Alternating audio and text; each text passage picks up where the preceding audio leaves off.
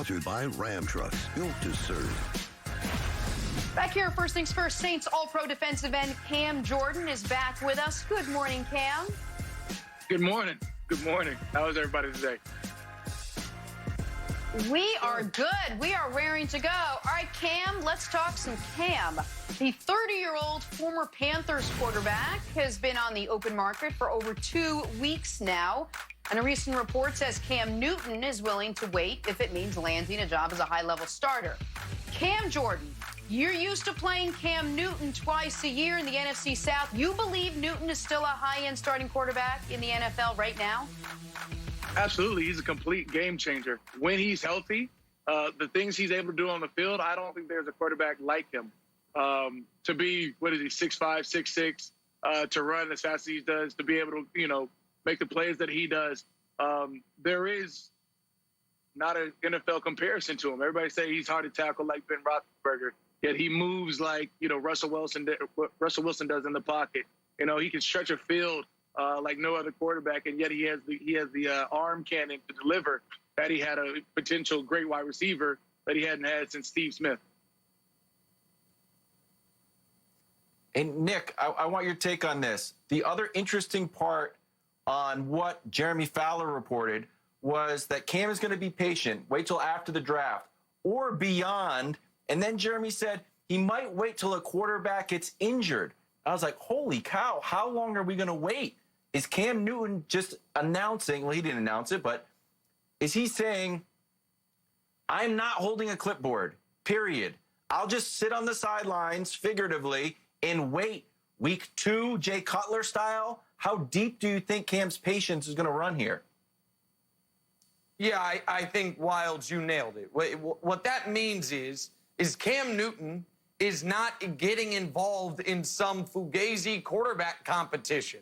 Cam Newton is not signing up to be somebody's backup in this league because he is still Cam bleeping Newton.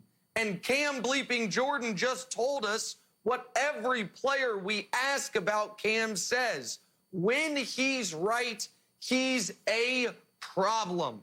And so I understand that Cam's accuracy has been hit or miss throughout his career. Some people don't like some of the way he carries himself in press conferences, even though I think that's totally nonsense, meaningless.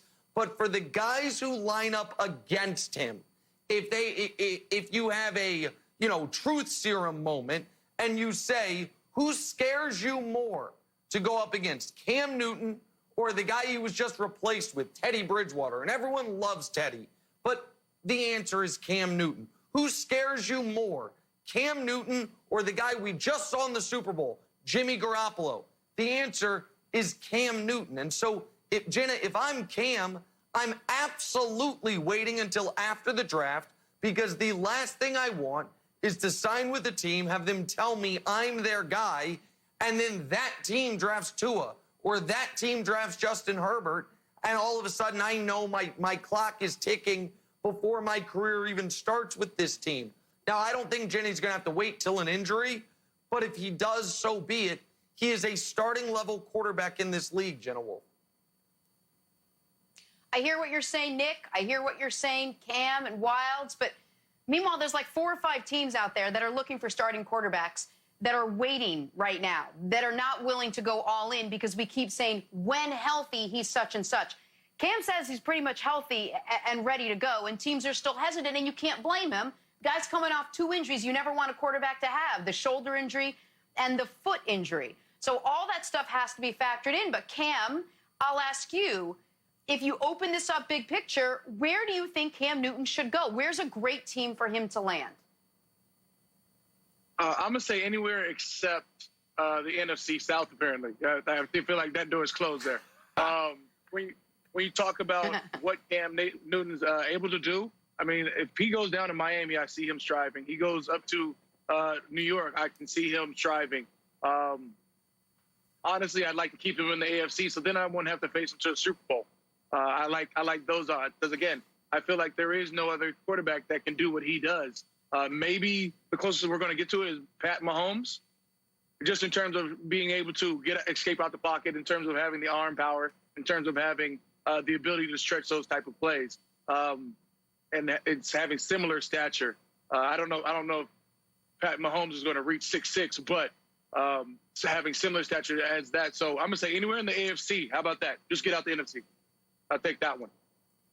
Cam, give me your opinion on this. Suppose the season starts and Cam is still unsigned, and then he gets signed by the team you're about to play, and it's announced Cam's going to start. Would that even work? Or in your opinion, how long would it take for Cam to get up to speed with a new team?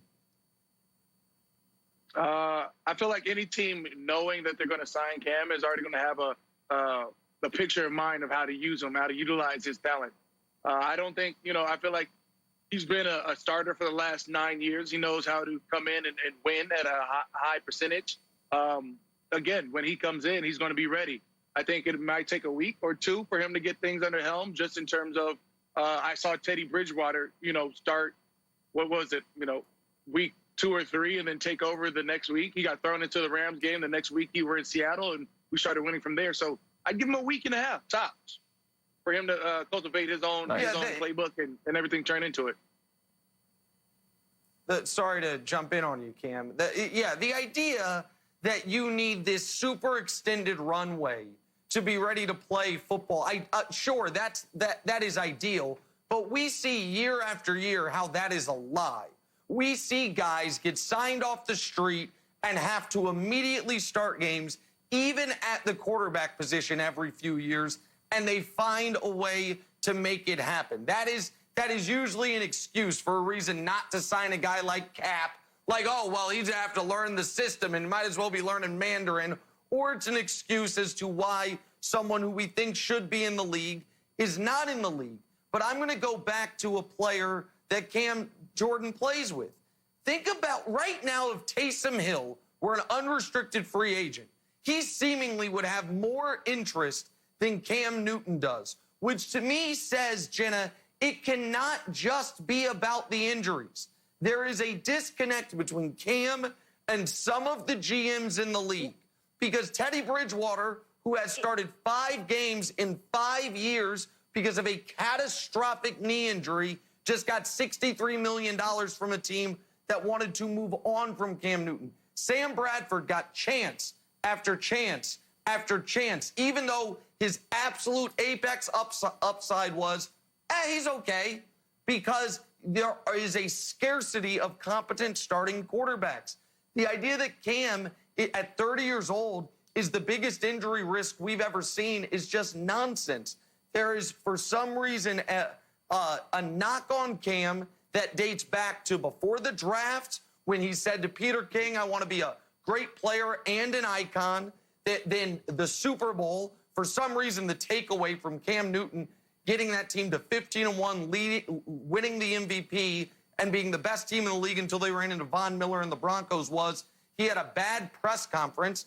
And now it's like, speaking of press conferences, I think he dresses like a clown, and I don't know how much he's interested in just football. There's all these other things that are used against Cam Newton because, Jenna, when you ask the players, as we're asking Cam Jordan's saying, anywhere where I don't have to play him, because I went up against him twice a year for his whole career, and he's a pain in the ass. And so I feel like there's a disconnect that people need to acknowledge here, Jenna. So, Cam Jordan, let me ask you that. How much of it do you think is all the other stuff, the fluff, the entertainment, the style, the brand, and how much of it is maybe the injury, and how much of it is really his inconsistency? Because on our show, the last couple of years, when we talk about Cam Newton, you can't doubt how talented he is, how mobile he is, how strong he is, and what a force he is. But he has been inconsistent. One game he plays like that MVP we once saw, and the next game he doesn't. So which do you think is the real reason why teams are hesitant to sign him right now? I don't know. When it comes down to, the fluff that is Cam Newton, that's his personality. That's what he's chosen to do. It does not take away from the player that he is. At the end of the day, he is a playmaker. He's been a playmaker. For us to still be talking about, what he wears or what he walks up to, all that stuff at the end of the day is not going to help me win a game. When he gets down to it, we know the talent that he is. So at the end of the day, there's things that we have to focus on. I mean, we focus on what you can't control. You know that he's got a shoulder. I also know that, one of the greatest quarterbacks of all time, Drew Brees, had a shoulder injury. He came from San Diego and then had a stretch the way he has. So I'm not worried about a shoulder. Like we've emphasized that, a shoulder is something that may break Cam Newton as a potential starter. But in my eyes, I'm like, hey, with the right trainer, with the right background, there is an ability for him to strive. So at this point, Cam Newton said he's going to wait to be a high-end starter, and I take that for what it's worth. And Jenna, your point about inconsistency is well taken, and that existed even prior to the injury. But the reason that I'm so adamant about this is there are a dozen teams in the league that would love to have an inconsistent quarterback instead of what they have, which is a very consistent quarterback that is consistently awful. The Broncos have had great consistency at the quarterback position since Peyton Manning left. They have been consistently terrible. The Jaguars have had amazing consistency at the quarterback position. They have been consistently awful. And so he doesn't have to be Drew Brees or Patrick Mahomes or Russell Wilson to deserve a job. We're not putting him on the all-decade team. We're saying, should he be ahead of Drew Lock on John Elway's depth chart? And the answer, of course, is yes, obviously. But it hasn't happened, which Wildes makes me believe, and I know we got to be quick here, but Kevin, it makes me believe there's more to it than just the injury or the inconsistency. I agree. I like to play a game. If this person was in the NFL draft, where would they go?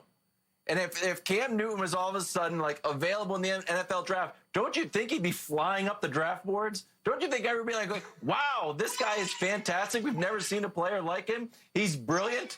I'm fine. You know what? I was getting upset. Then I forgot that the Patriots are going to get him. I'm calming down. This is how Belichick works. God. I feel good now again. Wait till the Patriots get him, Nick. Just wait. It's going to be a wonderful day on the show in all of New England, from the coast of Connecticut all the way up to Maine. Just be a big celebration. To be delightful. What a day it's going to be, Jordan's Jenna. Like, what's going on here? We got to take a break. Cam's going to stick around, join us for another segment. It would be a good day for you, Wildes. We're going to discuss if Cam's teammate Drew Brees got snubbed from the All-Decade team next on First Things First.